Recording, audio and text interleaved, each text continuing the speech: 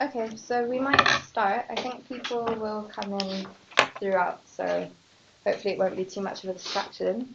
But yeah, thank you all for coming. Just so you know, we're going to be filming live the talk today and also the discussion, and it's being recorded as well. But hopefully no one kind of in this area will be filmed, so there shouldn't be an issue if you don't want to be filmed. But yeah, so thanks very much. So we're here today to talk about arms, the arms trade, war, conflict, human rights as well, and health, because sometimes human rights and armed conflict aren't the same thing. So we're coming here to talk about that intersection and to talk about how kind of health workers have and can contribute to the struggle against the arms trade and against armed conflict. So just some context about Medact. So Medact grew out of the peace movement. It was set up in the early 1990s. So 1992, it was a merger between the Medical Campaign Against Nuclear Weapons and the Medical Association for the Prevention of War. It's an organization that's led by our members who primarily work in health, whether it's that they're nurses or midwives or doctors or retired health professionals as well. But also health academics, so global health, public health academics too.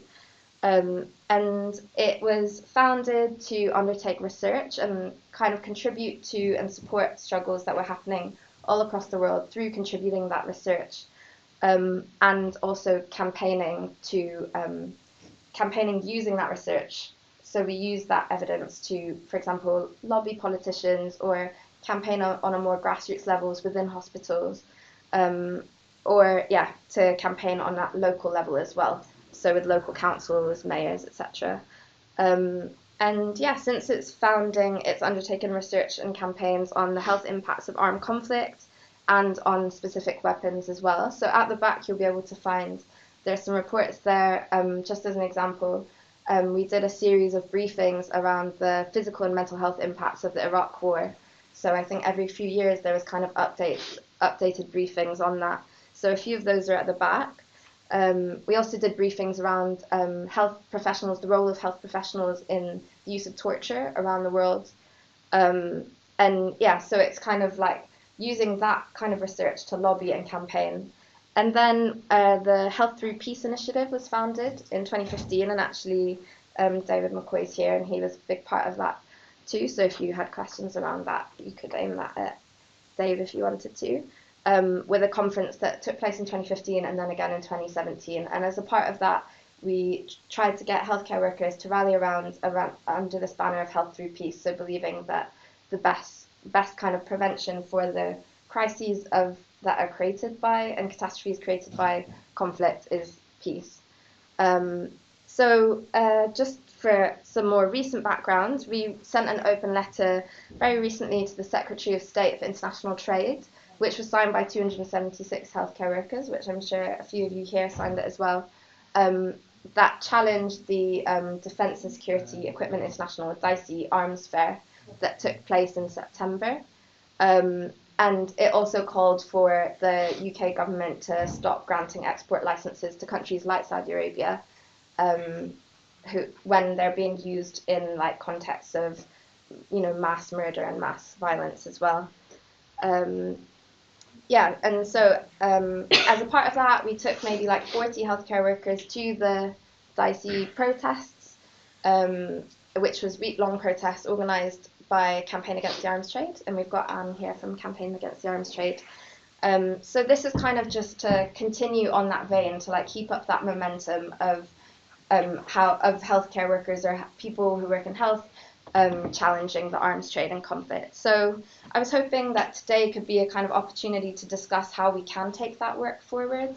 In the past, we've had a very active arms and militarization group, and I'm trying to reinvigorate that by getting people from all across the country, obviously starting in London as well, because that's where the DSEI protests were, to come together to decide on how best our voice in particular, the health voice, can be used to challenge the global arms industry, but also global imperialism and the remnants of colonialism as well. And basically I think a good way of thinking of this is how to show solidarity to our colleagues who are working in countries across the world who face violence and repression on a kind of daily basis. So, for example, in Yemen, in Syria, in Palestine, in Sudan, and beyond. So, I guess, yeah, just to begin, I'm just going to introduce our speakers today, who we're really lucky to have. I'm really excited about this panel of speakers. So, initially, I'll go this way. So, we've got Dr. Sara Beleil here. Is that how you say that? Sara Beleil, yeah. Beleil, yeah. Who is a consultant psychiatrist and an academic secretary of the Sudan Doctors Union UK, who you might have heard quite a bit about in the last maybe 10 months or so, because they've been super active in not only supporting their colleagues who are working on the ground in Sudan, but actively taking a part in the resistance that's happening against al-Bashir's regime, which has successfully been toppled now. Yeah, so I guess that's all, unless you had anything to add. I think that's fine. Yeah, Thank you. Yeah, so, and then we've got Rita Dayoub here, who is a Syrian dentist who holds a master's in public health from King's College London. She's previously worked on the health humanitarian response and protection in Syria, Zimbabwe, and South Sudan, where she managed the Healthcare in Danger initiative as part of the ICRC, the International Committee of the Red Cross. She's an Academy Fellow at Chatham House, hosted by the Centre on Global Health Security, and is the founder of the Health Workers at the Frontline, which is a storytelling initiative that gives a platform to health workers in conflict zones. And then we've got Anne Feltham, who is the Parliamentary coordinator at Campaign Against the Arms Trade, who you also will have heard a lot about in the last year, who recently took the UK government to court, although it doesn't seem that recent now because actually it started quite a while ago. Yeah. But about the sale of arms to Saudi Arabia that were used during the war in Yemen, and they recently won their case in the Court of Appeal in June this year. So we've got quite a few successes actually on this panel. So we were actually going to start first with Rita, if that's okay. Shall I say whatever I want? Yeah, just say whatever you want. Okay. Thanks everyone for coming in a rainy day. Thanks Reem for inviting me. When you sent me the email saying we want to discuss something about weapons, arms, and health in conflicts, the first thing that came into my mind is a small story. Now I love telling stories, so bear with me. In 2012, I was writing for Open Democracy from Syria. I came to the UK in 2014, so in 2012 I was in Damascus and I was writing for Open Democracy from there, not under my real name, so you can't find me. And at the time, one of the areas close to the borders in the Golan Heights, so close to the borders with Israel and Lebanon, fell under the control of one of the opposition groups. At the time, it was just the start of the militarization of what is now the conflict in Syria. And I wanted to go there to write about what was happening there because it's a very specific and it's a very sensitive area because of its proximity, its regional proximity with the borders, and also the composition of the people there. So I didn't know how to go there, and I had a friend. His name was Muhammad, and he comes from the south, one of the districts south of Damascus, and he knew people, and he said, okay, I'll take you there. So we were both part of the groups, what we call them the coordination committees in Damascus, organizing the protests during the uprising in 2011 and 2012. So his way of doing it was to find a smuggler, because we needed to cross the front lines, between the regime areas where we were and the opposition areas. And he found a smuggler. His name was the Uncle. No one knows his real name, but he's a very famous smuggler. And then he came in his car, got into the car. He took us into this like no man's land in the south of Syria. Anyway, he needed to drive behind the front lines. Anyway, long story short, we arrived we crossed the front line. We didn't cross through any checkpoints. We arrived in this area, and then the armed groups there, they came out to welcome us. And then the uncle left the car, and then he went, to the boot of the car, and he opened it, and it was full of weapons. It was full of weapons. I had no idea, and my friend had no idea. Now I was very scared, and that was really, really scary to see that amount of weapons, and also to know that I kind of contributed in transferring these weapons to him. Now my friend was extremely happy. He was so proud to hold a gun for the first time, and he was so much encouraged by everyone in the armed group around him. And I remember the look in his eyes, and he was like genuinely happy and proud. Now, 3 days afterwards, I finished what I wanted to do, and I decided to come back. He stayed. I went back. A few weeks later, I heard that he joined the armed group. Never seen him since. He fought so much in that area, and he committed suicide in 2014.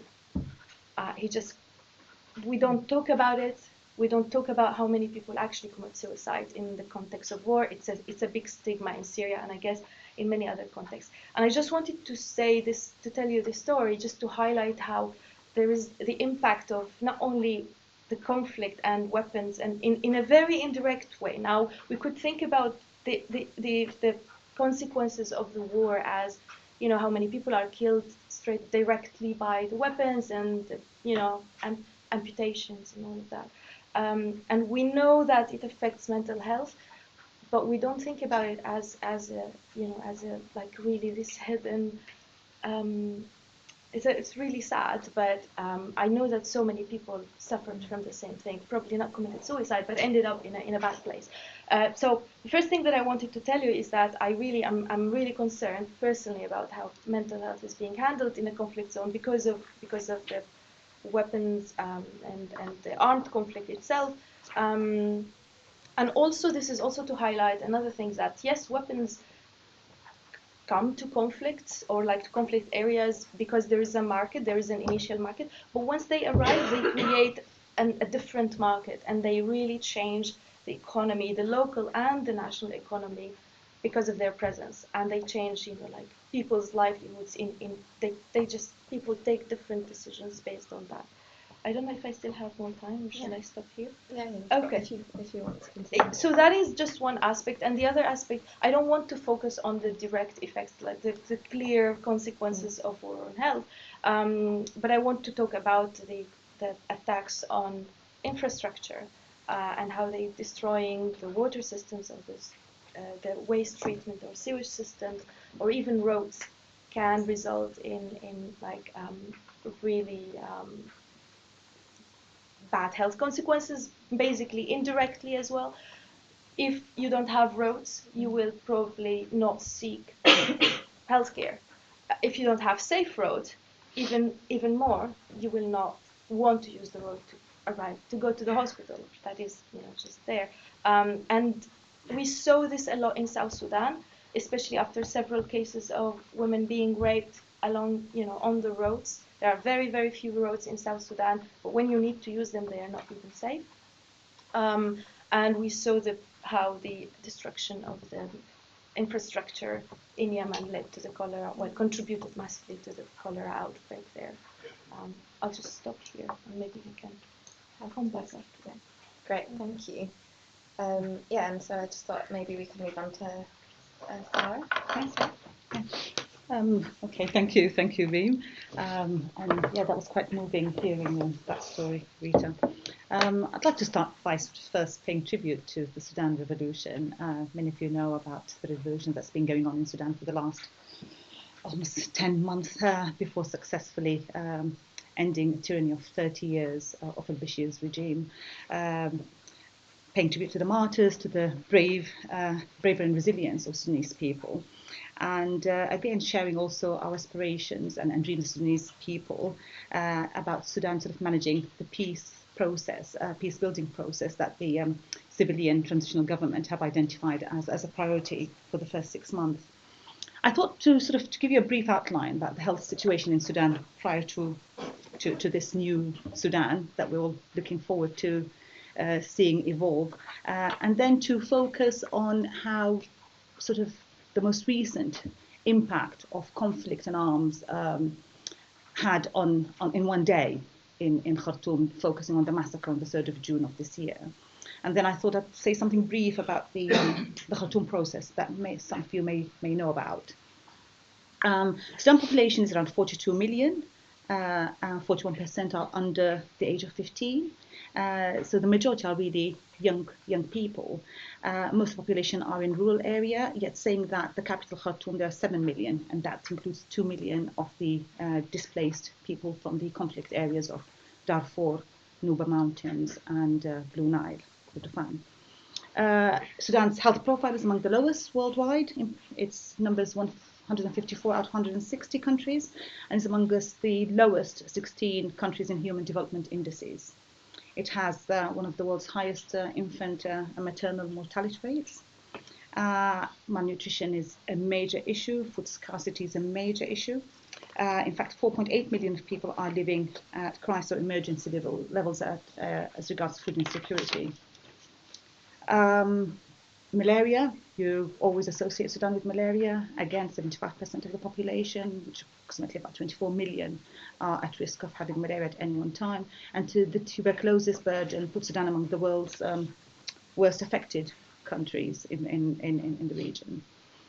Perhaps the best sort of indicator of the collapse of medical service in Sudan over the 30 years of dictatorship is the devastating, almost annual, yearly outbreaks of epidemics. The government used to call it watery diarrhea rather than cholera. Hemorrhagic fevers, dengue fever, chikungunya. It's just almost a yearly occurrence, not only in the provinces, but also even pockets of Khartoum as well. And as you can expect, the health coverage over the whole of Sudan is fragmented, is poor, but almost nothing in the conflict regions of Sudan. The impact of the conflict in Darfur, Nuba Mountains, and Blue Nile did lead to the widespread displacement, and almost 3 million are internally displaced people. Majority living in camps, about 1.6 million, 500,000 displaced living in hosts, communities, and settlements around in Darfur, and others just are under the control of armed resistant movements in Nuba Mountains. We also have a lot of refugees and asylum seekers from the south of Sudan. Since 2013, I think the last figure I could find was 450 arrivals from South Sudan, the Republic of South Sudan. Years of conflict and war have resulted in really poor access to health in Sudan. NGOs were completely not there. They were kicked out by the government because of not wanting to show the world what was going on. It's astounding to have poliomyelitis cases, poor vaccination, and of course the gender-based violence in conflict areas is a major issue, with high mortality and high morbidities in these regions. Focusing on the most recent example of the impact of armed conflict on health and health workers, like I said, I'd like to talk about the Khartoum massacre on the 3rd of June.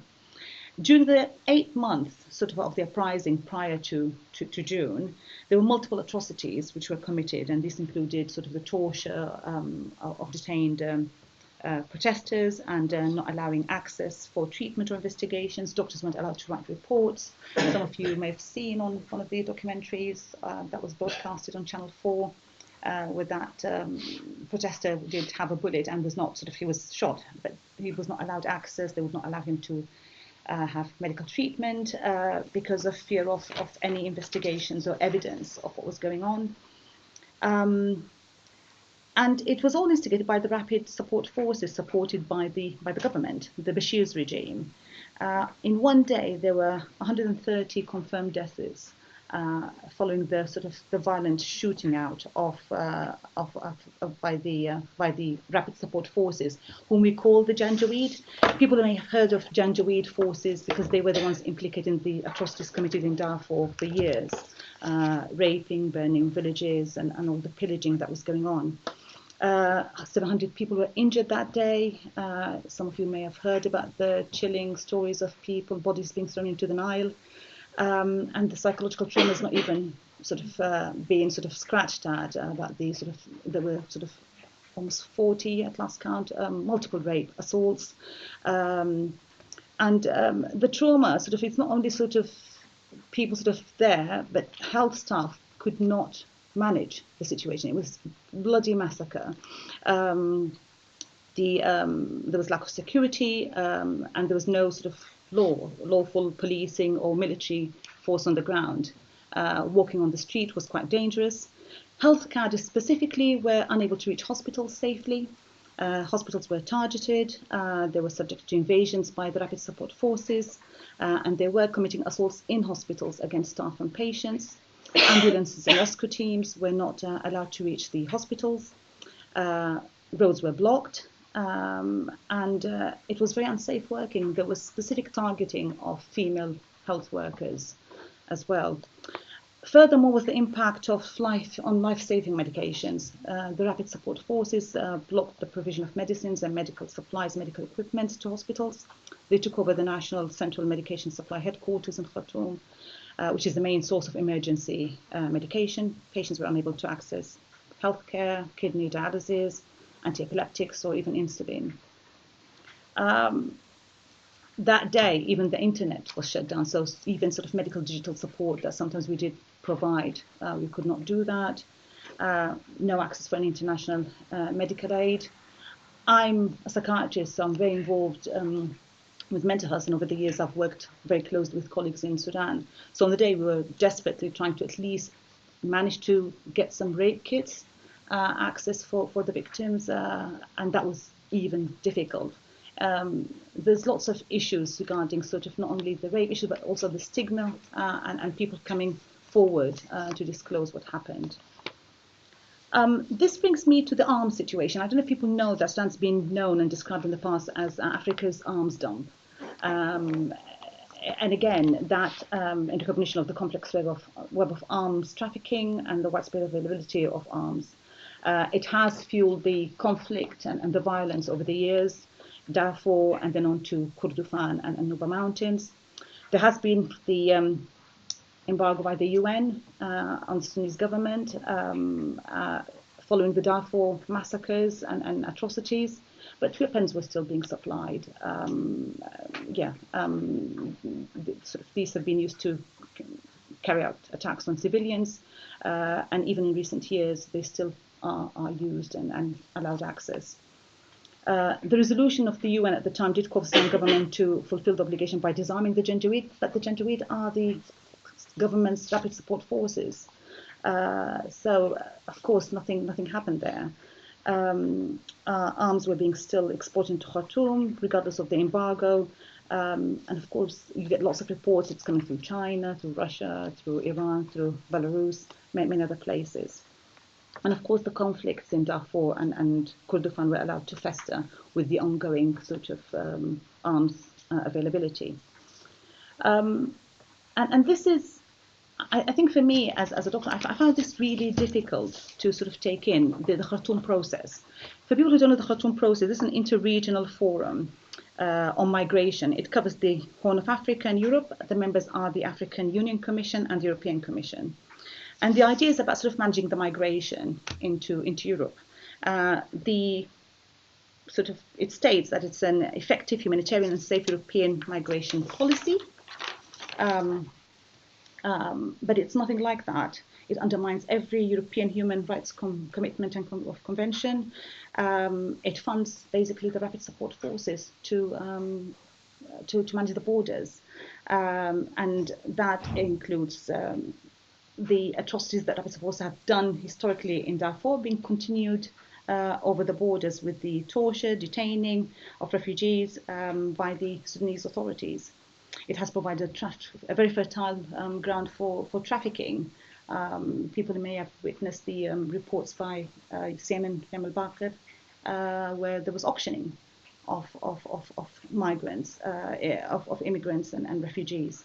And of course, I wouldn't even say much. It's almost sort of given the stories of rape and violations that happen on a daily basis.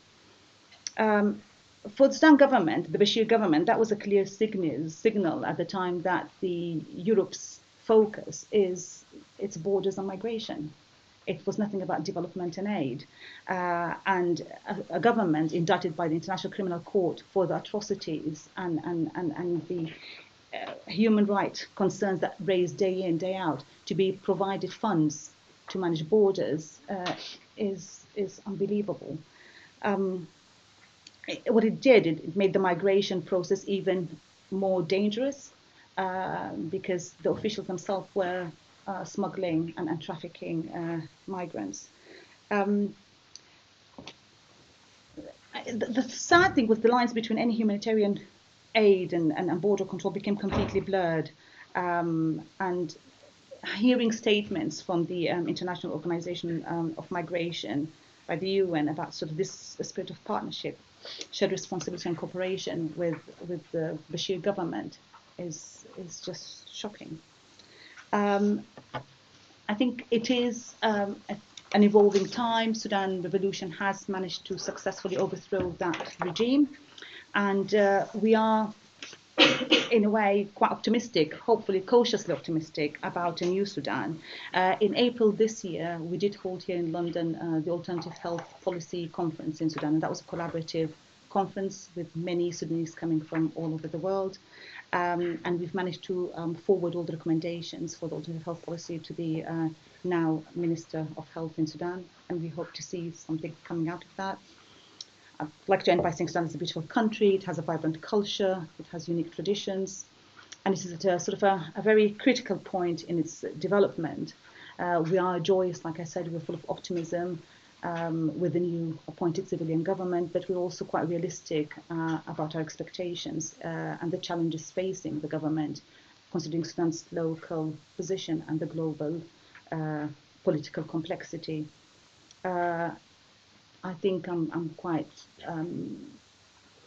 how to say, positive about the fact that we are already starting to create platforms of open dialogue and debate to look into reaching some peace-building outcomes.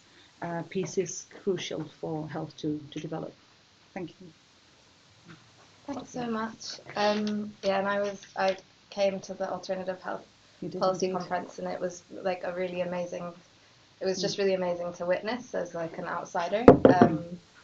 And I think that like the BMA and like UK representative bodies could like learn loads basically from. It was fantastic, and having colleagues come from different parts of Sudan, but also from here, from the States, from Canada, from Ireland. It was a coming together of all Sudanese. Yeah, it was really incredible.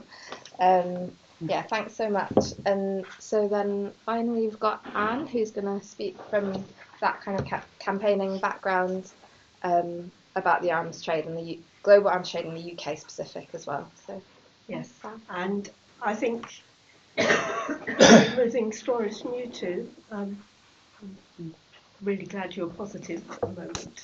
I think we kind of come from the do no harm, as the title of this meeting was, which is trying to get the UK and the EU, while the UK is still in it, to stop making these situations worse by removing the arms from them. Campaign Against Arms Trade was set up in 1974 after the Arab-Israel war of the previous year, when a number of peace and other organisations, kind of people like the Quakers, Campaign for Nuclear Disarmament, United Nations Association and others came together. They wanted to work on a campaign between them, and it was pretty obvious the UK had been arming both sides in that war in 1973, so the arms trade came out as the campaign they would work on together. It was supposed to be a short-term campaign, but here we are, kind of decades later, and the campaign is still going on. So I think my positive for it is that I think a lot more people are aware of the arms trade now, and the opposition to it is gaining ground all the time. There's two kinds of arms trade. There's the one that Rita and Sara have mentioned. Well, at least I think there's two kinds. That's the small arms trade.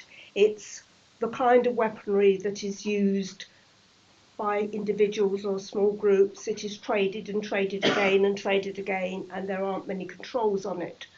And while some people are making a lot of money along the line, it doesn't have the big commercial concerns that Campaign Against Arms Trade tends to focus on. And I would argue it has different solutions. And I would also say the Arms Trade Treaty, which I think is useless, tackling the arms trade where the commercial concerns have an interest, has a rather large role to play in the collecting and sorting out of the small arms trade where that doesn't happen to that degree. And you've got Safer World in this building if you want to talk about that sort of thing. So I'm going to concentrate on what Campaign Against Arms Trade looks at, which is really the big arms trade as distinct from the small arms. Now, arms are usually produced either for their home government or they're exported. And I'm going to focus a bit on the latter, although the two are obviously very linked. The US is by far and away the biggest arms exporting country. There's no doubt about that. But depending on how you count the statistics, the next bunch is kind of, the ordering of the next bunch varies. And in that next bunch, you get the UK, but also France, Germany, Russia, and sometimes Italy, sometimes Spain, but a whole different variety of countries. But the US is definitely at the top, and the UK is definitely near the top. Over half of UK arms sales go to the Middle East, and that, among those countries, Saudi Arabia is easily the biggest market, which is why when Campaign Against Arms Trade and others take on UK arms sales to Saudi Arabia, you're actually talking about taking on a substantial amount of the arms trade. It isn't a small country that they can bash to one side or make some token of ceasing arms sales. It really is fundamentally in the middle of it. Now, we would argue that arms exports are bad for conflict prevention, and they can prolong and exacerbate conflict, as indeed Saudi Arabia is the biggest example at the moment. And I have to say that even I have been working now for decades on the arms trade. Even I was shocked that the UK government hasn't stopped arms sales to Saudi Arabia. I thought it was so bad when the war broke out in 2015 they'd have to do something. They haven't. They have taken this court case. They've challenged us every inch of the way, and they're appealing now to the Supreme Court, which we haven't got a date for, and the whole time it goes on, the weaponry continues. I mean, they've stopped new licensing of arms to Saudi Arabia, but the existing licenses continue. Arms sales are bad for human rights, and it's not just that some can be used in human rights atrocities, but also with these big arms deals goes a message of approval to the recipient government. So until 2015, our main arguments about not selling to Saudi Arabia was because of its appalling human rights record, and we were saying UK sales to Saudi Arabia give UK blessing to what's going on out there. That obviously kind of replicates itself in many other countries too. Arms exports are very bad for development, and I guess with a health audience, I mean, the best example is probably South Africa, which at the end of the apartheid regime, the arms sellers were down there. The arms embargo that had been on during the apartheid regime came off, and the arms sellers from around the world went to South Africa to persuade the new ANC government to buy arms, which they did in great quantities, while at the same time things like housing or tackling HIV, they kind of went down the priority list as they bought things such as German submarines and, notoriously from the UK, Hawk aircraft, and the Gripen fighter, which was Swedish, but UK was doing the marketing for it, which neatly links onto the other reason, which is really appalling for selling arms, which is they quite heavily corrupt. The arms industry has one or two customers. It isn't. It's not like selling fridges or something where you've got a lot of people will be making individual decisions. Arms industry and big infrastructure projects, big engineering ones, they are the ones that are ripe for corruption, because two or three people, maybe even one, is making the decision of whether or not to buy, and therefore it's much easier to have a corruption racket going. And we know in South Africa that was the case, There's massive evidence about it, and we know it's Saudi Arabia and many other places. Now, the UK government has a system where companies apply for licences to export their equipment, and these licences are judged against the consolidated EU and UK export licensing criteria. And these criteria sound really good. They also include the Arms Trade Treaty, and they sound good because they mention conflict, they mention human rights, and all the other things you would expect them to. But it's basically, I would suggest, a paper exercise. And the reason for that is because the controls are very subservient to arms export promotion. UK government's had an arms export agency since 1966, when it was set up by the Labour government with Dennis Healey was Minister of Defence, Secretary of State for Defence at the time. And in that time, the UK sold weapons to human rights violators in countries involved in conflict, including Pinochet's Chile, Galtieri's Argentina, Saddam's Iraq, Gaddafi's Libya, all sorts of regimes that are now looked down on, despised and considered bad, but the UK governments at the time were very happy to sell arms to. That arms export agency is now called the Defence and Security Organisation, and it's within the Department of International Trade. And it has over 110 civil servants and military personnel whose only job is to promote sales of military and security equipment around the world. And they work on behalf of private arms companies, but we pay for them through our taxes. So you kind of prime ministerial visits, sometimes even royal visits, and the major arms fairs are what brings this into the public eye. But a huge amount of the work just takes place day to day behind the scenes with these people building smaller contacts and just keeping it all going. And then unsurprisingly, there's also a lot of Ministry of Defence support for arms sales, particularly on those major projects like the Eurofighter Typhoon sales. They've got MOD civil servants as well doing that. And then there's the very helpful matter of support of export insurance. Many of these deals wouldn't happen if the UK government didn't insure them so that the companies would get the money, even if the recipient government doesn't pay. I mean, this comes out years afterwards. The whole thing about Nazarene Zaghari Ratcliffe being held in Iran is tied up to export credits and payments that were made, decades and decades before for Chieftain tanks. That in fact the UK now owes money to Iran, so it's that one's a slight reverse. But these things can take ages to come through out in the wash.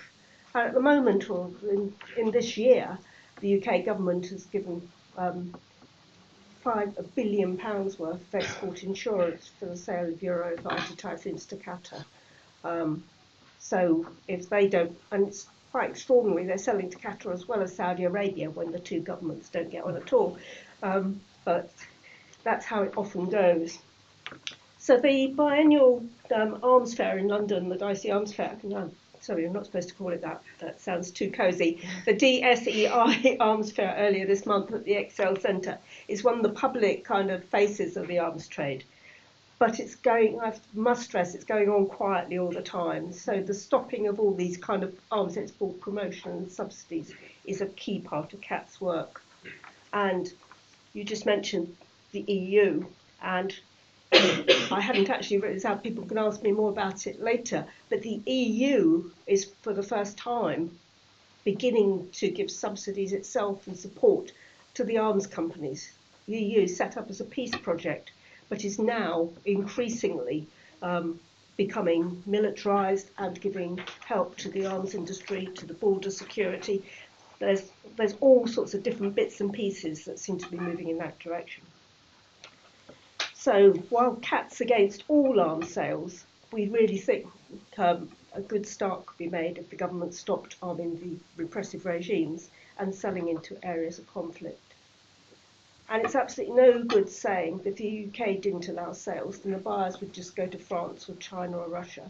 Those deals like the fighter jets to Saudi Arabia are part of, it's not just the jets, they've actually all gone, all the ones under the current contracts, but it is the servicing of them. There's over 6,000 BAE Systems personnel in Saudi Arabia. it's the servicing of them, it's the spares for them, it's just that upkeep. And if the plug was pulled on them, they couldn't just go to Russia or somewhere else because they haven't got that infrastructure in Saudi Arabia to do that. Just a couple of other quick things before you ask more questions about them. CAT is part of something called Rethinking Security, which is trying to which is with other organisations and some academics working on peace and security and conciliation issues. And it's trying to challenge the dominant theme that security equals military, trying to unpick things such as what's the UK's place in the world, that there has to be all this spending on military equipment. Why does the UK think it has to be a big military power? Why is that necessary, and how does it enhance the lives of people here or overseas? And then another thing we work on, which is the big elephant in the room, which people who are basically on our side but then kind of worry about, is jobs. Now, it doesn't seem to get asked about other industries so much. In fact, the only reason the arms industry is seen as a big one at all is because since the time of Margaret Thatcher, most of the other manufacturing industries have been culled and let go to the wall. But the arms industry still exists, still very unionised, which is important. But it actually isn't that big. The Ministry of Defence said in July there were 260,000 jobs in the arms industry in the UK, 140,000 direct and 120,000 indirect. But that's actually quite teeny compared with the overall job numbers. And also the arms industry is in decline. Even some military figures are asking why the UK is spending on aircraft carriers or nuclear weapons when there's cyber attacks or drones, and that's even before you start talking about things like climate change, which have much bigger impacts on security. And then we get all the arms industries around the world chasing the same few export markets. And then we had, as I mentioned earlier, the remaining arms industry jobs in the UK are heavily supported in a way other industries aren't. And they're also, the research and development of the arms industry is really heavily subsidised in a way other research and development into things like such as renewable energy just isn't. I mean, it's teeny compared. Now, over the years, there's also always been proposals for arms conversion, kind of helping the people who are in the arms industry and moving those jobs into other industries. And this is something that's really gathered support in the last few years, particularly since 2017, when the Trades Union Congress called on the Labour Party to set up the Shadow Defence Diversification Agency. So there's a whole lots of different things and things that CAT works on. I can answer questions on them, but I will leave it there. But I think, in essence, the arms trade is deadly, and it's a total myth. It's good for the economy, so we need to continue to work to end it. Great. Thank you all. Thanks, that's really helpful. Yeah, it's just interesting to hear you, because I know, for example, you've worked at CAT for a couple of decades now. Is that right? And I wonder, yes. More than a couple of decades. But yeah, one of my questions, like specifically for you, was in that time that you've worked there, have you seen a significant? You mentioned already that there was like a decline in the arms industry, but I guess like from a kind of outsider perspective, I see like a massive like increase in the kind of standing of the arms and technology industry. And I guess one thing to mention is sometimes, yeah, like private companies manage to sell their wares as just technology or high tech. It's a high tech industry, but some of the parts of this technology is used to contribute to, for example, the manufacturing of drones. But they manage to claim, oh no, we just create technology parts, which I know I've been involved in protests against some arms companies, and Elbit being one of them. And I remember Elbit was using that argument as well, that you couldn't prove that the parts that they were manufacturing were going to be used in making drones. Or so I just wonder, yeah, like do you think that there has been a decline, and also how do you see that fitting with the public opinion over the years, the shift of public opinion, and I guess considering as well the war on terror within that, where does that sit within it? Sorry, it's a bit of a big question. The arms industry has undoubtedly declined. There were far more people working in it. But some of that's because any industry that's still continuing has become more automated and high tech. Also, I mean, one of the reasons it does still continue is because it does get the research and development subsidies, and it is helped. So if you want to do some research that you can then use in other industries, then you can go down the military route.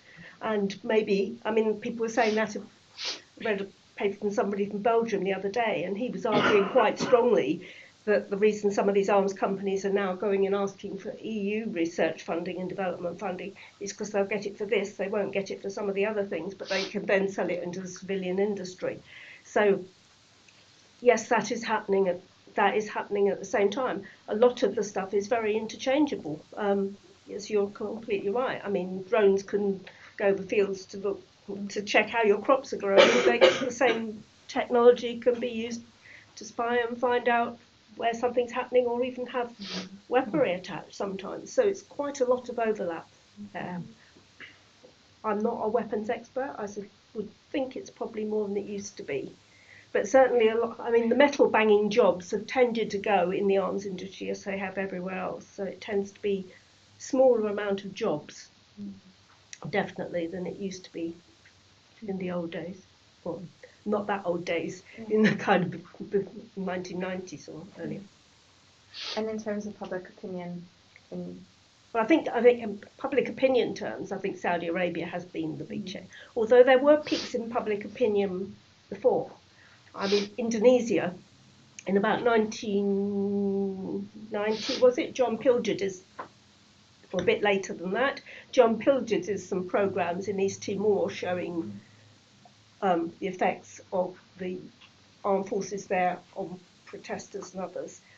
And it became a big issue. So when the Labour government came in 1997, their big foreign policy question was, will they stop selling arms to Indonesia? Robin Cook wanted to, but he was overruled by Tony Blair, and the rest is history on that score. But Saudi Arabia, we've got the situation now where all the opposition parties say there shouldn't be arms to Saudi Arabia. And as I said before, if you stop arming Saudi Arabia, you're going to put a big dent in the UK arms trade. Great, thank you. Yeah, that's a very comprehensive answer. I had a question. We're opening it up now for general discussion. I'm just going to start it off with like a very broad question that maybe each of you can respond to, which is basically, do you think that the international health community, and within that sits the UK health community, do you think that it has a unique role to play in challenging war and armed conflict? And that's very, obviously, like, as Medact, we would argue, absolutely. But just hearing from you, as health workers, particularly who do that, what is the particular role, or the unique role of health workers, and why health workers? I have a point to make about this, about when we discuss the role of doctors and the role of health workers in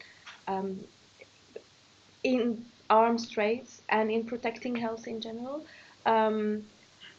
I think we have to be careful not to presume that doctors always have a positive role, and to know that even doctors as a group or health workers, there is some awareness that should be done, and we all go through. Health workers generally go through the process, ethical trainings, or they have the oath or whatever, but still they are in many ways involved in the politics or the struggles of their own countries, or sometimes in other countries. So I think a doctor to doctor, or like working on the education or the awareness within the health sector is important to start with. Well, it exists, and it's good, generally speaking, but I think it should continue. And there are definitely some modules from the international law that probably should be more emphasized in the health education. Going back to your question, I find that the health sector here is probably well organized and well connected. In terms of health workers organizing together for global issues, I don't see this happening that much. I think it's happening more at country level. So it could be. I think it could be great if, like, let's say doctors, European doctors or European health workers can kind of do something together rather than like UK based or France based. Yeah. And maybe just, sorry, as a part of that, do you want to just like explain to people what the Health Workers at the Frontline initiative is? Oh, yeah, of course. It's a small initiative. So far, it's a storytelling initiative. It's an audio stories from health workers in conflict zones. So far,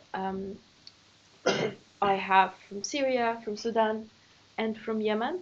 And basically, the process is the idea is that I want to give them a voice.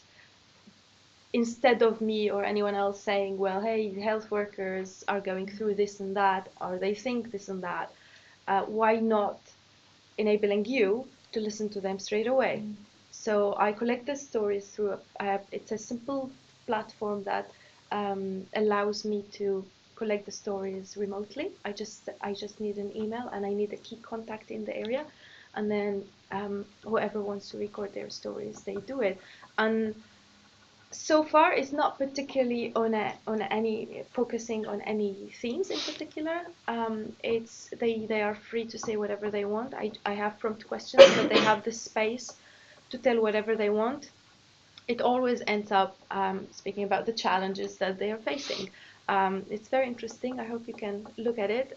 In the coming weeks, you will be able to listen to the audio in English because I am recording the English translations and there's a lot of editing there.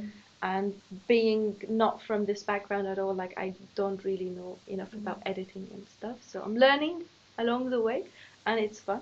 But yeah, I have 2 projects coming up which will be thematic. One of them is recording the experiences of women who went into labor in in areas where they had very difficult access to health. And the other one is experiences of nurses in conflict zones. This hopefully will be for next year. So yeah, it's a voluntary initiative. I'm the one doing it, and I get help from whoever thinks that it's a good idea. But maybe it will be a bigger project at some point. But yeah, that's it. And I can send that round. I've already like included the link in some of the emails, but I can send it round again as well. But yeah, Sara, maybe. Okay, I just want to say, sort of, in a way, the health workers, the World Health Force, be it doctors, be it nurses, be it health support workers, have a unique position generally because they are in touch with suffering. They have that credibility behind sort of what happens and the stories they tell. And it does sort of, there's a lot of trust in health workers generally. I would say the UK has a very unique position as well in supporting that. I'm speaking specifically about the Sudan Revolution. Having the support of Medact's Solidarity Statement, having the support of the BMA, that Lancet article, that generated a lot of interest and support throughout the whole community. That was not a politician, that was not a party saying what was happening.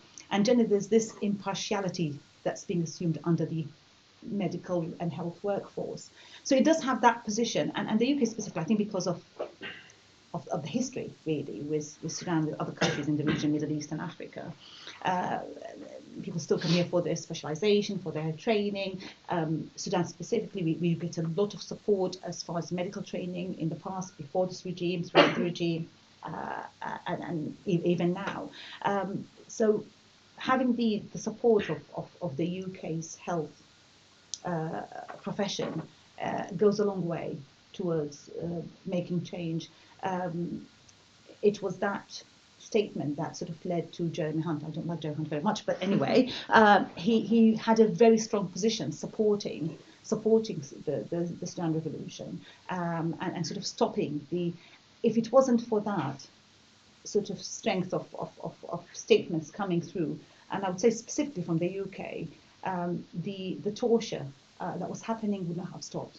There was a time when there was lots of torture, people were being kidnapped, assaulted in detention centres in a very bad way. The beatings that many people have witnessed on screens, that did sort of stop when the sort of the world basically got the statements made specifically, I would say, from the UK, like the Lancet and the BMA and sort of your Medact supportive solidarity statement did go a long way to supporting the revolution. Yeah, and just to, like, I really do think the Sudan Doctors Union, the UK branch, I think the strength of it and the level of activity I was speaking to you before is like really, I haven't really seen it in terms of like other diaspora communities that are in the UK. And I think like even that in and of itself, like I know the reason why Medact actually took action on Sudan was because one of our members contacted saying, have you seen this call out for international solidarity from the Sudan Doctors Union? And can Medact do something about it? And that's what led us to taking action. And I think it is the fact that, I just basically want to give loads of credit to the union. And the union did, the Sudan Doctors Union did sort of write to different people. And I would say we had a fantastic response from the Royal Colleges as well. I don't know if people have seen the Royal College of Obstetricians following the rape and the assault, rape assaults that happened to women. A very strong statement. The Academy of Medical Royal Colleges, again, a very collective statement from all the colleges. And it is quite gratifying. We are Sudanese British. We've lived here for many years. We work in this country, and it is quite sort of heartwarming, really, to get the solidarity that we had from colleagues here in our trust, from our colleges, and from the whole health sector in the UK.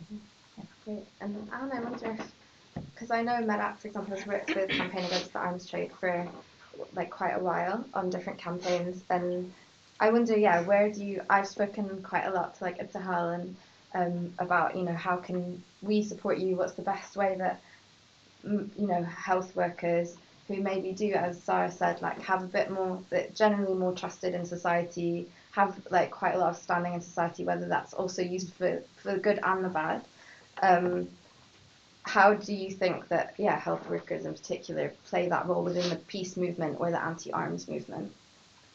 Well, I mean, I worked most closely with Medact years and years ago on landmine work, but now I would think it's because doctors and nurses are looked up to in society, then letters to politicians kind of saying, look, this what's going on in Saudi Arabia and Yemen is completely unacceptable. Can you stop selling the arms? So I think using the kind of influence in society.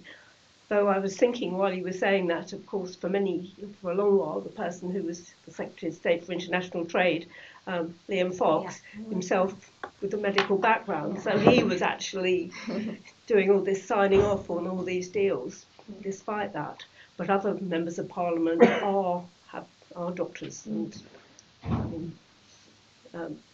even some of the kind of have worked in places like Palestine and things like that. Philippa Whitford, I think, comes to mind instantly. So they're bringing in that kind of knowledge. So if there's other members of Parliament who are medical people, that would be a helpful kind of your contacts with them. But I would certainly think kind of as kind of valued members of society speak up, so it just isn't the kind of the normal suspects. Yeah, and also just thinking about, of course, Bashar al-Assad himself is a dentist, right? No, he's not a dentist. He's a, how do you pronounce it? Ophthalmologist. Yes.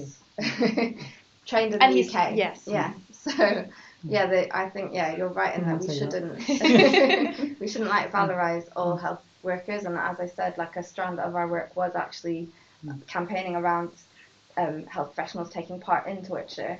And for example, like I wanted to speak about different options for ideas for campaigning, but I know one of those is also had the role of NHS workers in immigration detention centres here in the UK, trained by the NHS, working for the NHS, but in these detention centres, sometimes for the good, sometimes for the bad, and there's been leaked footage that shows what that kind of bad behaviour is. So I had a couple. And we do know that certain health workers or certain doctors choose not to treat people who have a different political affiliation. It happens, despite them taking the oath or despite the medical ethics, but it happens. It's unfortunate. Yeah, of course, I had a question to Anne. Can I ask? I can't wait.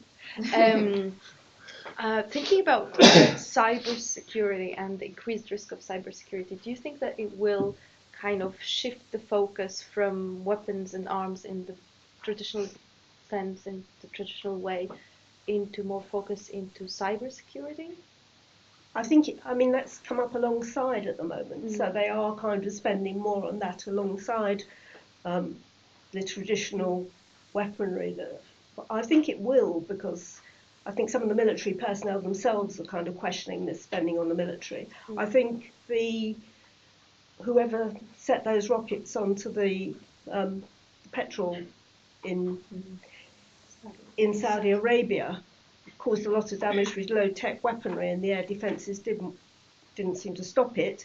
Might make some people question the value of spending an awful lot of money on something that doesn't work. And there have been commentators already saying that, kind of looking at the UK or the US in particular. So I think it might be shifting that way, but at the moment, if the arms companies can still get the money for the traditional weaponry and get the additional money for the cyber, BAE Systems has a cyber bit, then they'll take both. But I think it won't be them it won't be the companies who kind of roll back, but I think some of the military themselves probably, yes.